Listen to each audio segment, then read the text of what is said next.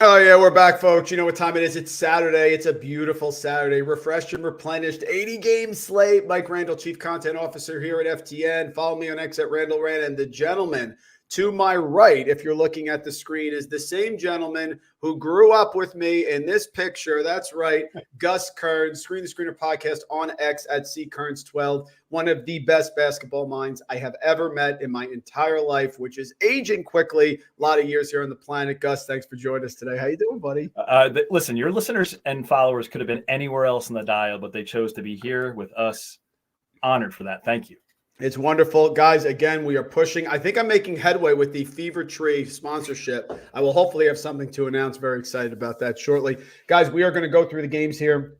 Very excited. Without further ado, because it's a big slate. We have a lot of games to cover. We're not covering 80, but we should cover 80. I have to tell you that right now. By the way, take a look at the banner on the bottom there. I've adjusted Mike Kutri's total units to 442 in his lifetime. I don't even know what that means. But we're ready to rock and roll here. You know the goal. 1 unit per day. Yesterday was really good. We were 12-10, I think we were, which is still fine. We still had positive units, despite the fact we had 3 losses by a half point. Okay, but that's okay. Yeah. We have regression for and against us. We're fine, no problem. Let's get into it. Here we go. Gus has some picks. I have some picks. We're going to go rapid fire. Put the comments in. You want us to talk about games because we're going to go quickly. You know our deal. Look, Virginia minus 9.5. I cannot believe that I'm picking Virginia here. I really cannot. You know the deal. Pass, you know the whole deal. But Notre Dame has really struggled at home, guys. Again, Micah Shrewsbury is going to get it right, does a fantastic job, comes over from Penn State, but they got the freshman backcourt. They've really struggled. Virginia's going to want this game. We know my thoughts on Ryan Dunn, but I do think that Virginia is just too tough here for Notre Dame. I think they beat up on teams that are substandard, Gus, and I think they're going to win today. Although 9.5's a lot, I'm going to lay it with the Cavaliers. Go ahead. With you on Virginia. Love what they're doing defensively. They are going to eat up the freshman guards that Notre Dame is playing heavy minutes right now. And we saw what Reese Beekman did to Wade Taylor IV. He completely shut him down to a 2 for 12-ish type night. Expect the same for the Notre Dame freshman guards for this particular matchup. Yeah, that's what it comes down to. I just think they're going to lock down Notre Dame. The only issue here is that they're shooting 65.4% from the free throw line, which is not great. But on the other hand, Notre Dame 26% from three-point range. That is bottom 20 in the country, folks. Moving on. Gus, I can't think of 2 coaches I don't like. I like any less than these 2. But I'm going to take the 1.5 here at Syracuse. My rationale is that Pittsburgh does have talent. They're also aggressive on the boards. They have won their last 4. They were impressive in a 17-point win at West Virginia. They do lock you down from three-point range. They're top 4 in the country, Pittsburgh, defending the 3. I'm well aware that Judah Mintz could have 65 points. I mean, he certainly takes enough shots. I understand that. I am going to take the 1 point here. Syracuse lost their opener in the ACC to Virginia. Pittsburgh lost their opener to Clemson. That was a close game at home. I think Pittsburgh gets right here. What say you? Totally agree. Here's why. We've seen the success that Memphis has had with their grown man lineup. Pittsburgh's is the same, maybe a little less talented, but when you play 22 and 23-year-olds that have that grown man strength, I think Syracuse will run into a wall here, and I like Pittsburgh as well. I don't think they go 0-2 to start conference play. Yeah, that's what it is. Not a big fan of Jeff Capel, folks. I think he got lightning in a bottle last year, but I did make some money off him in the tournament because the play-in team always gets hot. Moving on. I think Navy stinks. You want some detailed analysis on this? I think Navy is not good. William & Mary Navy, last game here before William & Mary gets into their conference play in the CAA. At home, they beat Old Dominion. They beat UMBC, who doesn't beat UMBC, one of the 3 1.5-point losses yesterday, Gus. Navy has not impressed me. They're 25% from three-point range. They're 44% from inside the arc. They just don't shoot well. They do force turnovers here. I just think William & Mary plus 3.5 is a play. Not a strong lean, half unit, if you will. Thoughts? If you're going to pay attention to one thing here, I think it's the shot quality metric. William & Mary is very high in that metric. And if they're going to get quality shots against Navy, I like the 3.5 points. Yeah, a shot quality. Justin Perry in the house, 3-0 last week. Justin, we're getting you back on the show. Don't worry about that. This is a momentum play for me, and the line is going the other way, Gus. It was 10.5 last night. It's now down to 8.5. So people like Hofstra, I get the rivalry part of this. I understand that. I am going with St. John's. St. John's is 1-1 in the Big East. beat Xavier, lost to UConn, but did cover. Thank you very much. They have Butler at home coming up. They're playing a Hofstra team that is very good from the free throw line, but a Hofstra team that sometimes the game can get away from them. They're not great on the boards, which I think Soriano will be very good. Hofstra got pounded at UNLV. They also struggled. They lost away at St. Louis, who is not good at all. I know the line is going the other way here. I get the rationale. I disagree with the rationale. You know I have no problem taking a stand. St. John's -8.5. Going to go the other way, like Hofstra here. They have one of the best scorers in the country, Tyler Thomas, averaging 22 points a game. They also have Dubar, who's 6'8", and he's averaging 18 points a game. And they also have their point guard is 6th in the nation in assists. I think they'll be able to run with them. Throw in the Ledlam injury uncertainty on the St. John side. I'll lean the other way. Yeah, Tyler Thomas from Sacred Heart, fantastic, and looked really good. One of the best scorers in the country. Fair point. I'm buying into the pizza and the team unity here with Rick Pitino that he had about a week ago. That's a reason for a pick. Okay, Siena stinks. I love Coach Massarello. UMass has been able to get their pace at home. Shout out my brother-in-law, Joe Polino, is going to be at the game. They like to push the pace. They get up and down. They're great on defense. They're great on rebounding. Cohen inside. Matt Cross does all the little things. They want to shoot from three. Siena has struggled.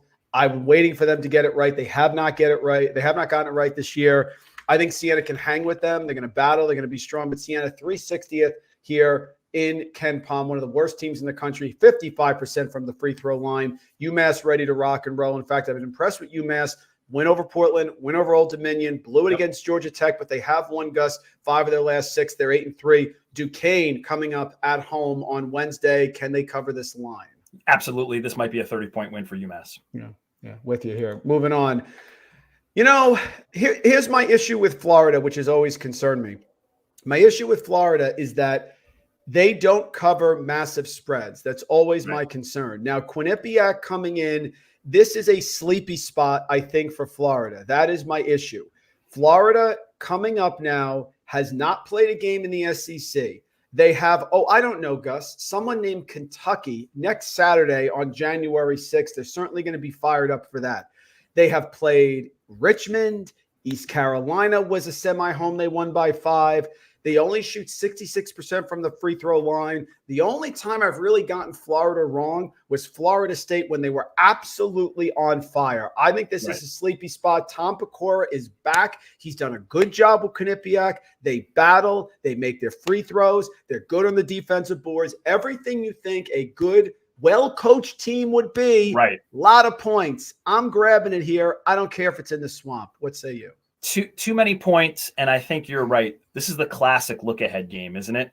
Maybe maybe the students aren't back on campus fully. They don't have that home court advantage. Yeah. The Florida roster is a little bit out of their normal routine on break. Yeah, so maybe it's a 17-point win. I agree there.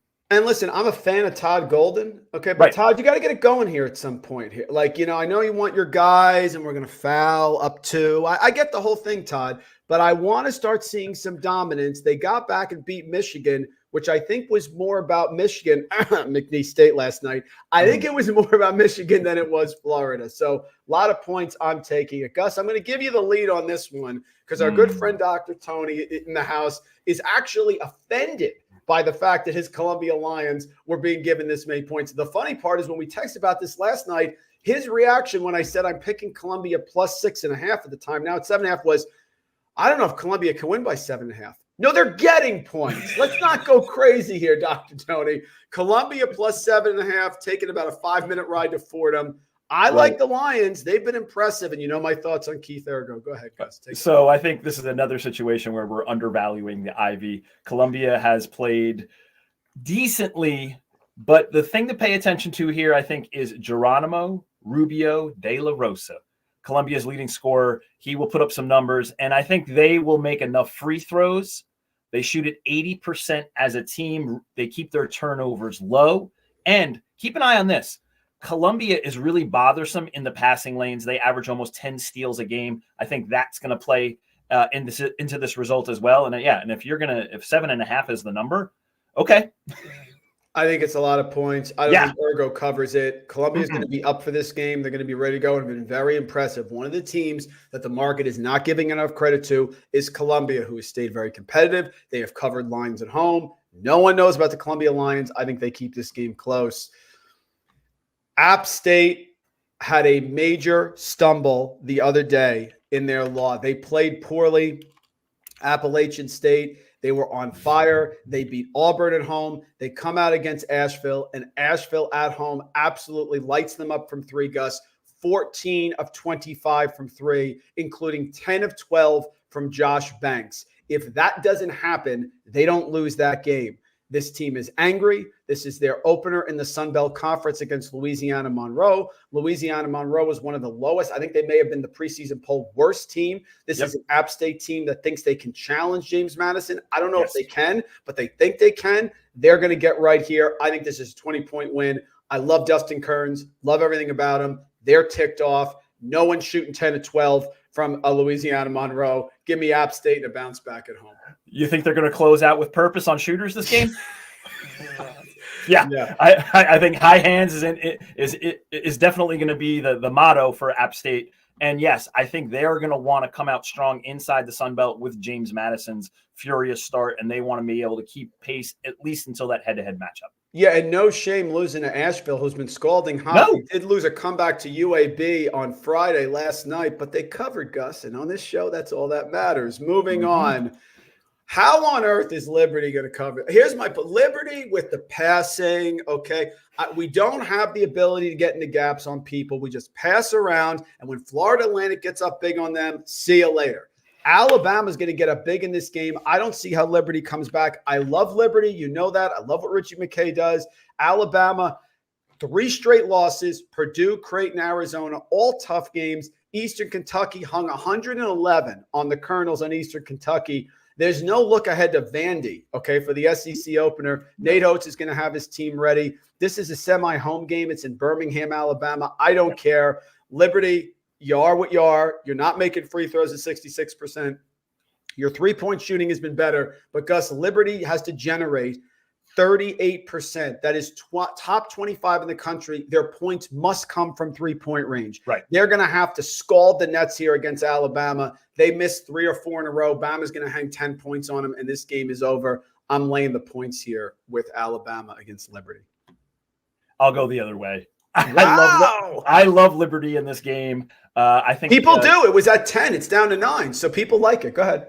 They're both going to be great offensively. They're both top 10 in the shot metric rate of the rim and three-point rate as far as attacking the three-point line and the rim. So both of these teams really, really play smart offense, and they make smart shots. I kind of am looking forward to the three-point line. Alabama shoots it at 38%, but Liberty limits their opponents to 28%. So who wins out on that battle at the three-point line? You know what? They're going to shoot as many threes as Alabama does rate-wise, maybe not numbers-wise, and their effective field goal percentage is at 56%. I like Liberty to hang around here. Alabama might get the wing, but I think Liberty keeps it closer than you think. Yeah, very fair. Liberty's going to have to control pace. And listen, Liberty should be making free throws. Liberty's not a team that misses free throws. So if they're hot from 3 and they can stop the 3 and they make their free throws, they're going to be in this game. I just don't think they can do it, but I get it. And people are on it because the line is dropping. And Liberty doesn't turn it over. And Liberty does turn over. And they can't turn over because it's going to be a quick dunk if they do. Now, I like Arkansas State. Arkansas State has impressed me this year. I've watched them several times. They've got a couple covers for me. They also beat Louisville by 12, so of course I'm going to like them very much in a true road game. Arkansas State, the metrics don't look great. This reminds me of the Coppin State pick that I picked against Maryland. If you go to the metrics and you look at Arkansas State, 32% from three-point range, 48% from inside the arc, 67%. No, but they're very good in the offensive boards. They've played some quality teams. They've played Alabama. They played Louisville. Now they're opening the Sun Belt Conference. They are away, but they're getting 3.5.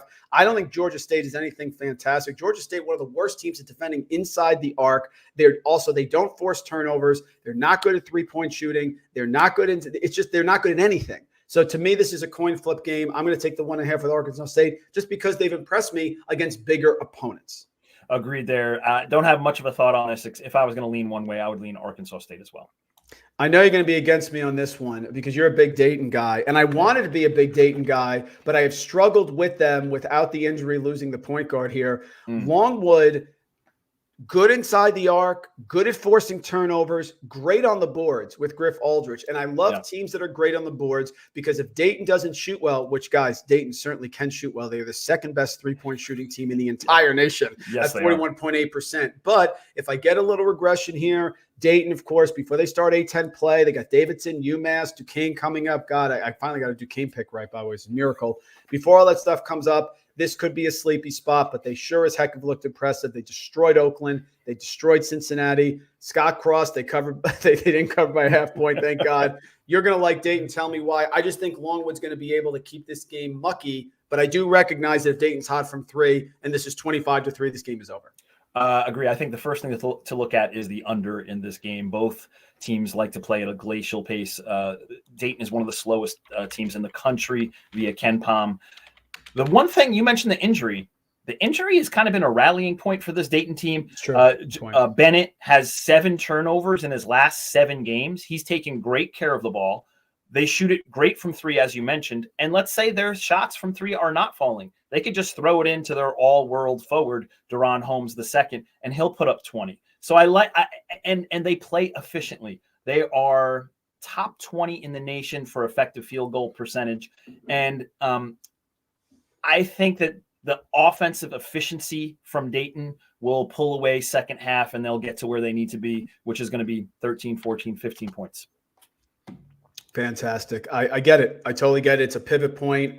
This one, again, not one of my top plays here, but I do like Longwood, and I have an issue with Dayton, although probably I shouldn't. Question is, how many bids are the A-10 going to get? That's a better question. Talk about that next time. St. Joe's. St. Joe. Yeah, St. Joe. We'll get to that in a minute. St. Joe's, they destroyed them last night. Guys, Marquette, Creighton. Now, this is down to 3.5. Here's my deal. Creighton is soft. I'm done with Creighton. The only reason Creighton made a run last year, Gus, is because they happen to have a nice run of teams. They played San Diego State, who just is not a great offensive team. And, oh, by the way, if that foul wasn't called, San Diego State, not San Diego State. San Diego State beats them. Creighton almost got ahead of them only because of that foul. Right. I don't like their defense. I don't think they can contain off the dribble. And the problem is they rely heavily on the three-pointer, and they're not creating the three-pointer for each other. So their three-pointers, when they go against good defensive teams, tend to be stand. 4 seconds left. Let's fire it up. Bayer Shireman is not doing anything on Iguodala today. Okay, that is not happening. So I am going to lay the points with Marquette at home. I like Creighton. I want to like Creighton. I'm done watching them and seeing them just pass the ball around the arc. And then I know Shireman's going to get to the basket, pump fake. Okay, hope to get fouled. We know the routine. They're not creating the threes for each other. They're not getting enough easy baskets. And the big man inside Kalkbrenner is struggling. That's my logic.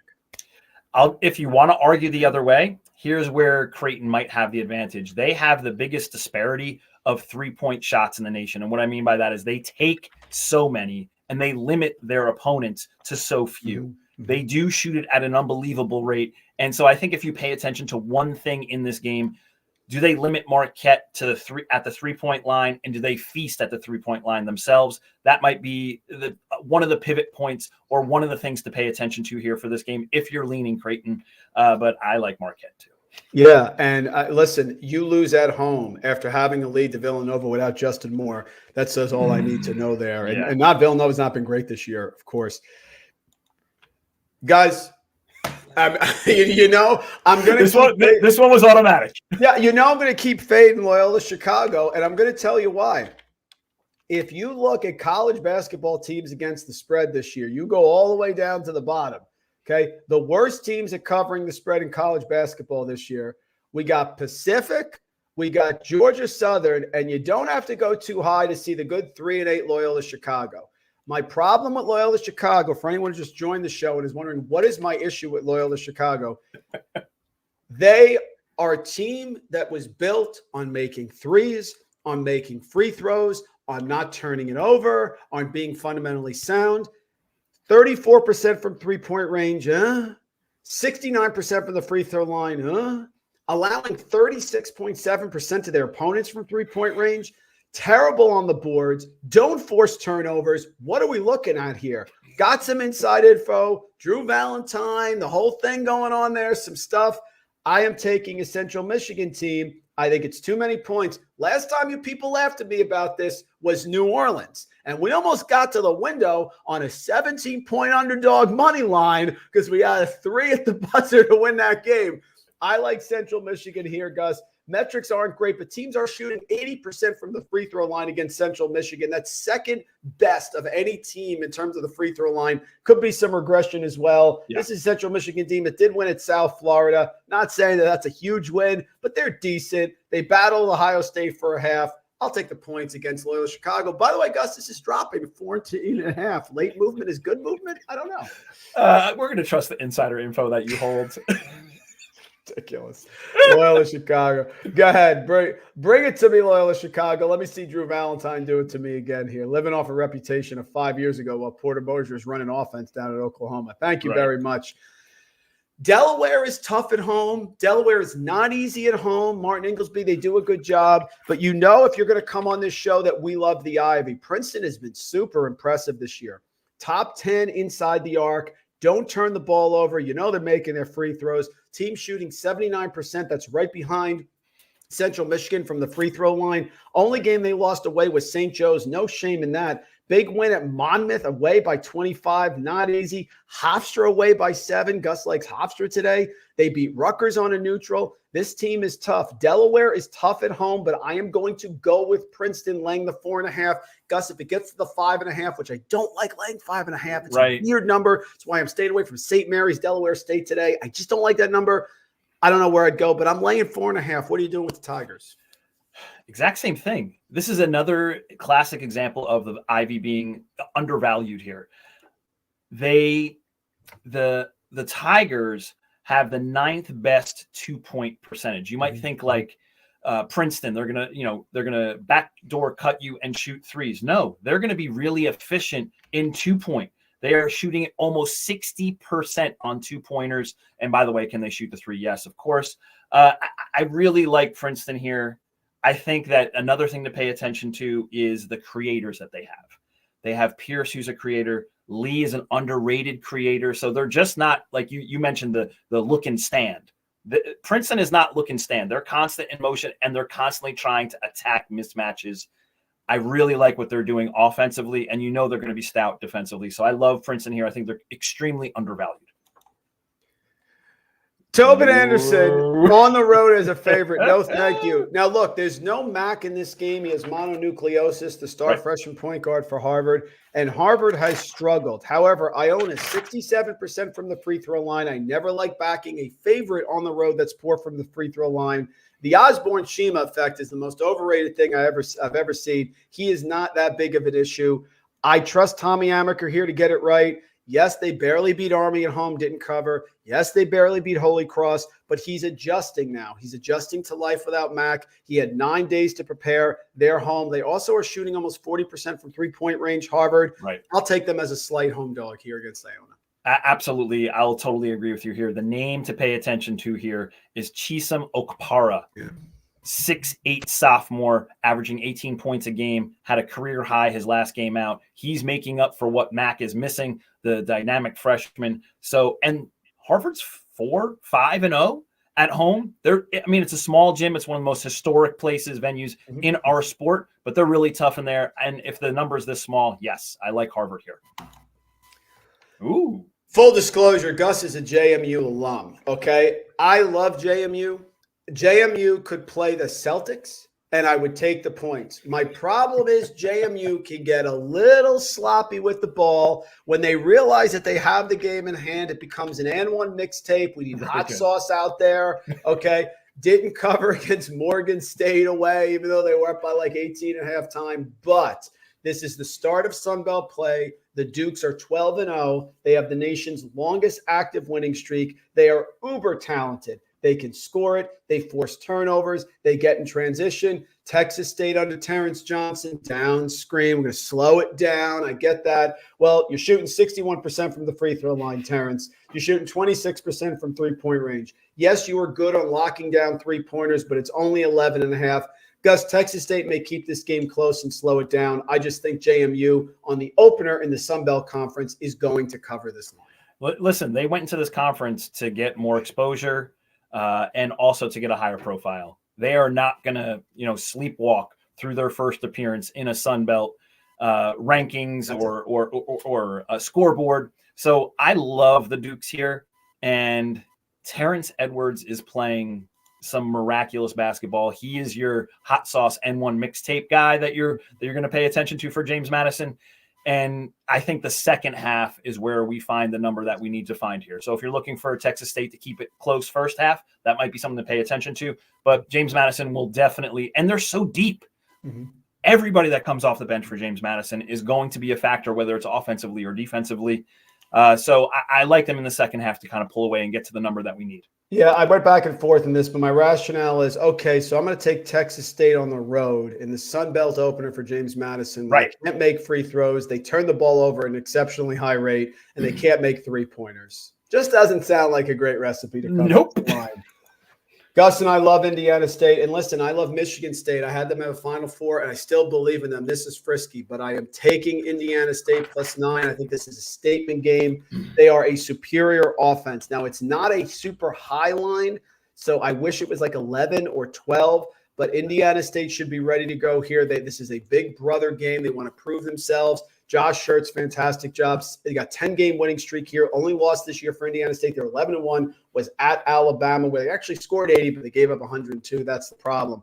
They shoot it well from three. They're the number one team in the country in effective field goal percentage. Yep.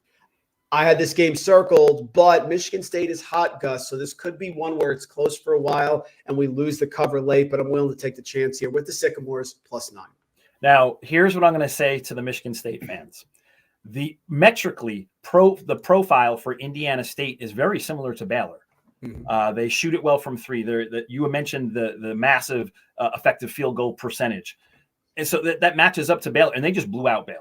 Mm-hmm. Mm-hmm. So what are we leaning on? Are we leaning on Michigan State finally getting it right and figuring it out, or are we going to say that game is the anomaly and they're going to regress back to where they lose an overtime game to JMU at home? If you're going to argue Michigan State has the scout and the profile to figure out how to beat this Indiana State team because they've already done it with Baylor, I think that makes sense. The name to pay attention to here is Robbie Avila, the center from Indiana State. He's a little bit, I don't know, he's a little bit Jokic, but at the mid-major level. He passes the ball, shoots at 47% from three, and really makes that offense go. You mentioned the Alabama game. Guess what? It's the only game that he's missed, and that's their only loss. So if he's in the lineup, they have a chance to win any game that they play. Yeah, I like it. It's a little concerning because Michigan State has been hot. I would love if Michigan State was sleepwalking last couple games. Nope. They've started to get hot from three, but I'm going with the Sycamores because I had this game circled for 2 weeks, so we're riding it. I agree. Can I just pass over this game? Do we even have to talk about it? I mean, I think this is along the lines of your Loyola Chicago, right? Yeah, listen, I'm not saying this is top play. If you don't know the show, then you're going to have to DM me privately. We're going to take Alabama A&M. Yeah. We just are. Okay. Don't look at the metrics, but we just are. Fade Mike White. Not a big play, guys, but it's worked more than it's been wrong this year. I'll tell you that. Very good. Boy, I wish this game was at Wichita State. I really do. It's at a neutral. It's in Kansas City, Missouri. Wichita State will be fired up for this game. They always are. Kansas struggled on the road against Indiana. Not super deep. Self is the best coach in college basketball, period, in my opinion. He's still looking for a shooting guard. He doesn't trust Nick Timberlake. All that stuff is true. It's just a couple points too high. If it was 8.5, Gus, I'd probably lay it. I'm going to take Wichita State +13.5, but it is at a neutral. That's the only thing that's concerning. And folks, don't take this as any slight on Kansas. I think Kansas is absolutely wonderful.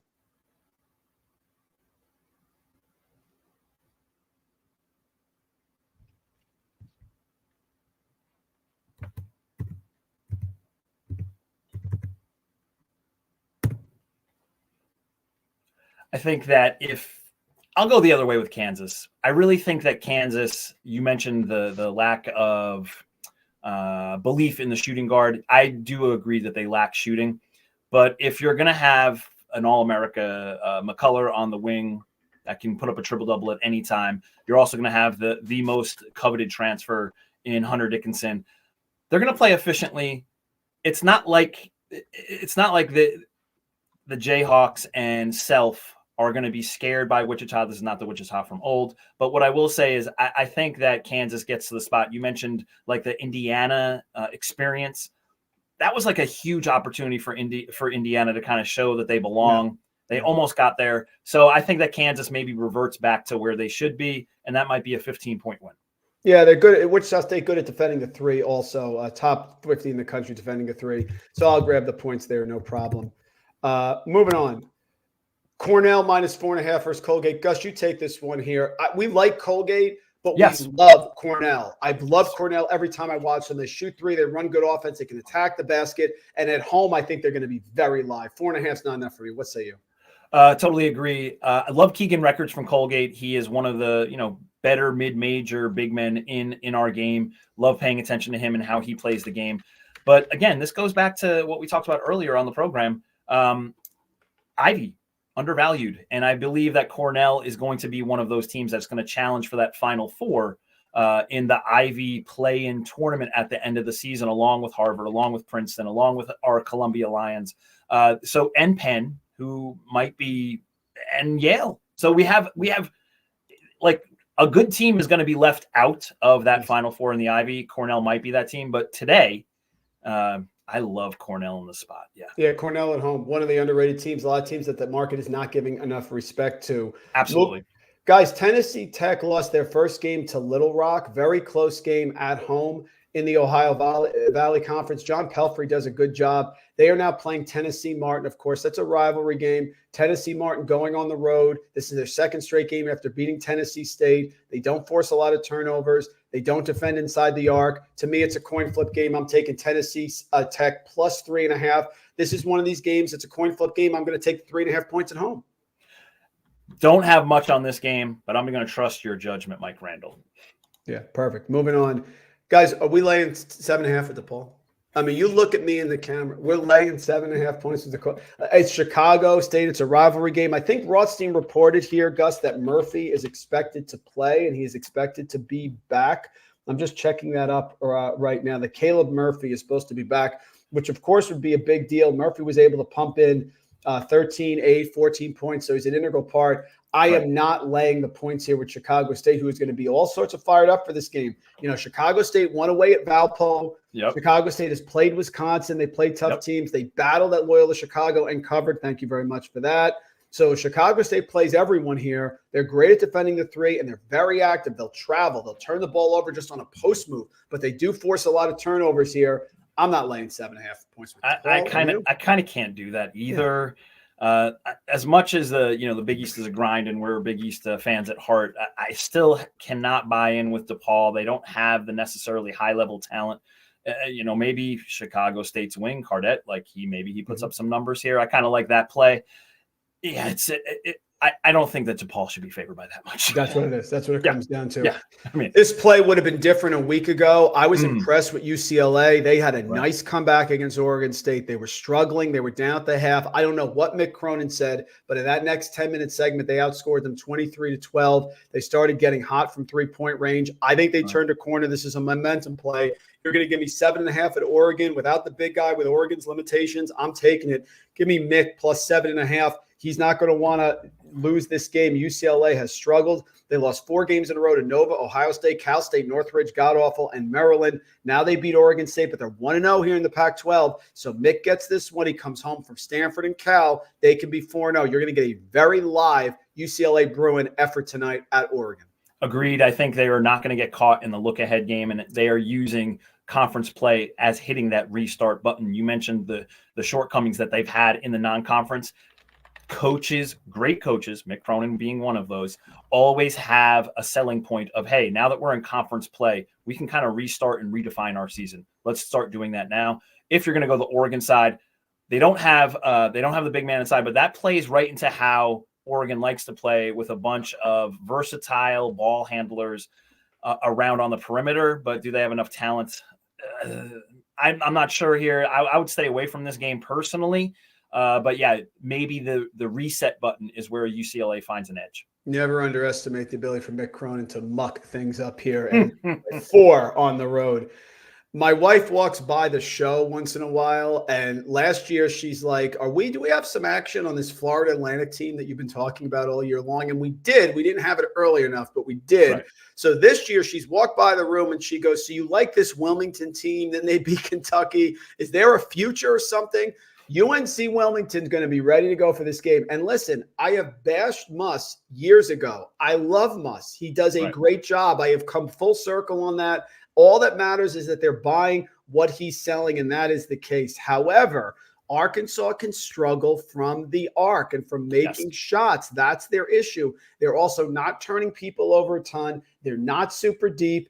Barely covered against Abilene Christian. I don't think they did cover, actually. I apologize. They didn't cover against Lipscomb. Okay. Furman was live for a while. UNC Wilmington is going to be ready to go. They won at Kentucky. They have won 4 straight games. Yes, they have stumbled. They got blown out at App State. But this is the last game before the CAA. This is one of my teams. It's probably my team this year on the road at Arkansas. Gus, I'm taking the 10.5. And if you want to sprinkle, I'm sprinkling. Okay. Nothing against Arkansas. UNC Wilmington just beat Kentucky at Kentucky. This is not a negative. This team is good. They're very good. Senior laden, underrated coach, small school, a rival. This is the moment. Takeo is going to be at a different school in a couple of years. I get that. 10.5's too much. I like them here. Sprinkle on the money line. What do you think? Without question, I think that number is entirely too high. Friend of the show, Brian Mull, who is totally locked into the CAA, has loved this UNC Wilmington team from even last year. He said he saw the seeds being planted in this program for success this season. We saw what they did at Kentucky. The number is much too high. Listen, BYU has looked impressive. I was bashing on BYU joining the Big 12 here. I may have to take that back. They are 11-1. Their metrics are off the chart, BYU. Yes. They are number 2 in defensive rebounding. They are top 20 in offensive rebounding. They don't turn the ball over. They hold opponents to 24.9% from three-point range, and they're about to start Big 12 play. Boy, they are going to be very live. They got Cincinnati at home. They're going to smack them around. Then they got Baylor. They got UCF, Mother of God game. But I think 20.5 with Jeff Linder is just a little too much. This team is battled. They have had the worst luck from free throw shooting. Team shooting 80.1% from the free throw line. The absolute best that you possibly can among all 362 teams. I think 20 is a lot. I think they can get their pace. They shoot the three well. They also play defense. BYU is awesome. Can I get BYU minus to win by 19, Gus, is my question here. I don't know if you can. They are playing such momentum right now. And if you just take a look at the makeup of the roster, it's 6'4", 6'5", 6'8". Like they are long everywhere, and they have playmakers everywhere. And they share the ball. They go for the best shot, not just my shot. Love the way that BYU's playing. They're stout. They're sturdy, and going back at full circle to one of the things that we talked about beginning of the program is those guys are grown men. Like they are strong and they're not going to get pushed off their spots. That's always the case with BYU, but this year especially. Xavier Johnson is an absolutely incredible basketball player. He is absolutely lethal. I just think that Luke Yaklich is going to come up with something to somewhat slow him down and maybe not let him have 35 here. And if he doesn't, I think they can keep this game close. Southern Illinois, great at shooting threes because Xavier Johnson's unstoppable, but they do, Gus, play at one of the slowest paces in college basketball, so points are at a premium here. Now, if you look at the games, Illinois, Chicago, 2 of their last 3 games, lost at home to Green Bay, lost at home to Incarnate Word. So certainly not drawing a lot of inspiration. However, I have been impressed with what Yaklich is doing. They are good at shooting threes, and they are number 1 in the country at limiting 3-point shots from the opponent, holding them to 24.9%. The reason that's relevant is Southern Illinois, the Salukis, generate 35% of their shots from beyond the arc. I just think it's too many points with Yaklich, but tell me I'm an idiot because they just lost to Incarnate Word. I get it. Go ahead. Look, if we're going to take a look at James Madison's, one of their closest games besides the Michigan State overtime win, it's against UCI. And Xavier Johnson almost won that game single-handedly against James Madison and the Dukes. I'm terrified of him as a player on the offensive end. So I don't know if I would necessarily like bank on a defense trying to slow him down, because he is just relentless. He will drive the lane. He will shoot it from three. He doesn't care if he's on the logo or on the line. I'm frightened of him. I might go the other way here. Yeah, both teams 0-1 guys in the Missouri Valley. So this is a very important game. I just think it's going to be close to the vest. He's terrifying. I'm still living off Yaklich 2 years ago when we were playing the Eternal Flame with the Bengals here. That's what it is.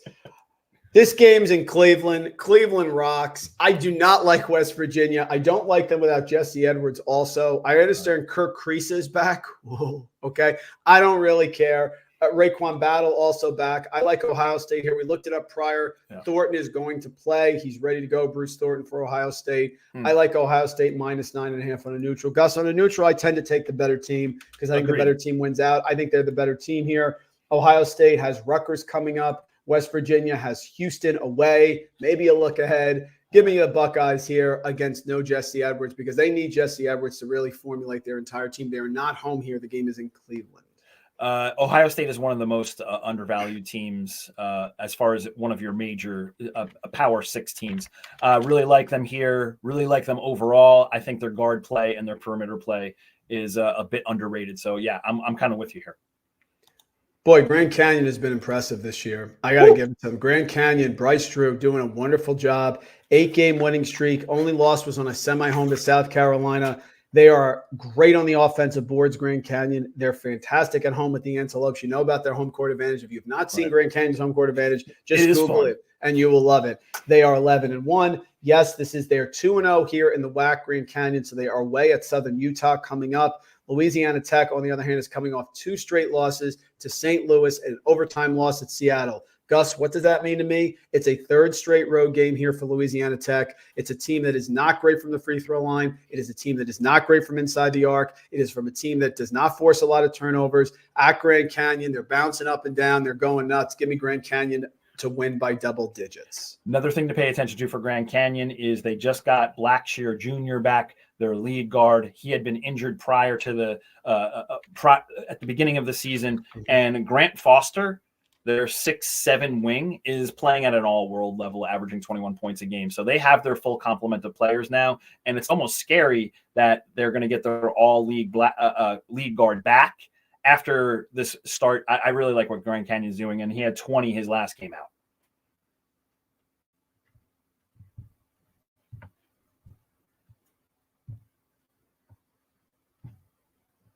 Oh, come on. Oh, come on.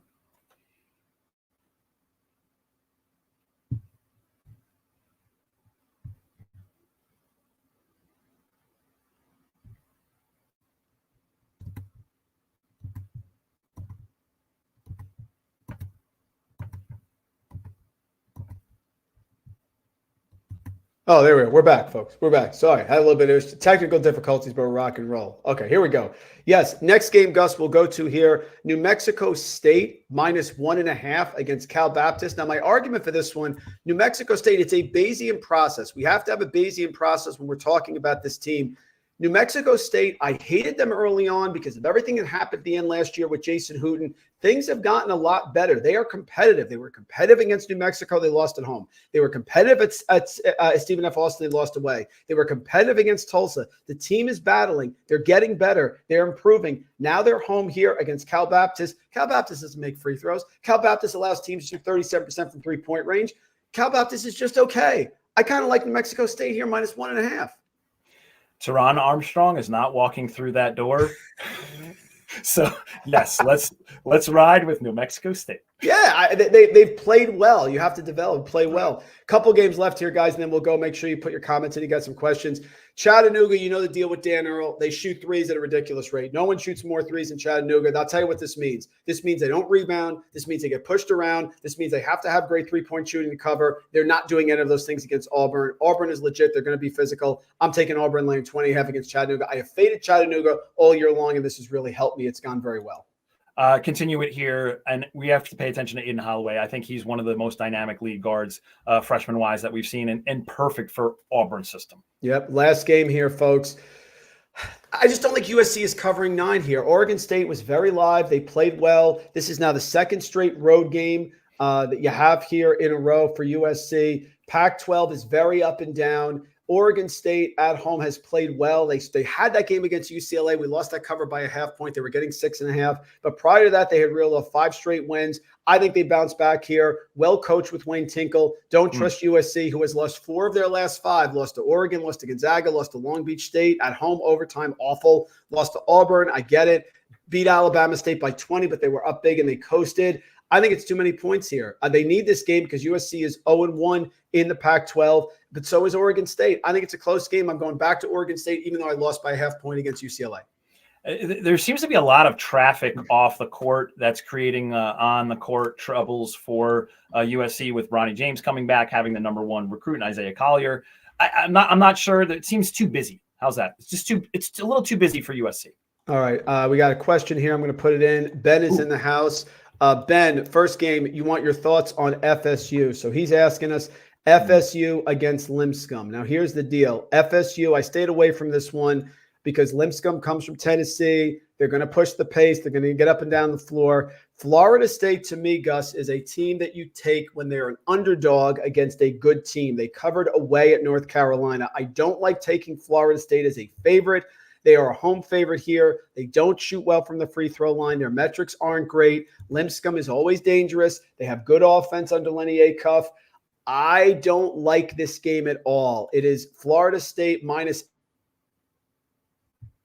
I don't like taking Florida State unless they are an underdog, like at Virginia or home against North Carolina getting 3. I don't like them against inferior opponents. That's my thought. I think that Florida State's length will win out here. I don't necessarily think that they'll shoot the lights out, but I think offensive rebounding will be a huge key here. And I think that's where Florida State might actually find that number that you need to find, Ben. Maybe a 10-point win in the second half with some offensive rebounding prowess from Florida State. Yeah, player prop savant in the house. We appreciate it. Rob Regas, a friend of the show. Let's go. We're going to get it, Blanco. We're going again for a 70% day, and Josh Worth always here. Thank you very much. Folks, he is Gus Kearns. You got to follow him on X, please, at CKearns12. Does an amazing job. Ben, thank you. Thank you for watching here, Ben. We appreciate it. Absolutely. We are back next week. I will put it out on Twitter what days. Remember, we normally, when the season gets started and NFL slows down, which will happen after next week, we normally go Monday, Wednesday, Saturday. But we've been changing it up because of the games this week. We've gone 3 in a row, Thursday, Friday, Saturday. Thank you for watching, folks. As always, we appreciate it. Bobby in the house, we appreciate you, brother. Thank you very much. Let's get to the window. Let's have some fun. Gus, thank you for joining me. Way back when, to God knows. I mean, we're talking 40 years of friendship here. This is incredible. Cheers, everybody. It's so fun to talk some college hoops with you, Mike, and thank you for FTN for letting me join in today. Let's go get it, everybody. Let's get it. Sponsorship. Let's make it happen, folks.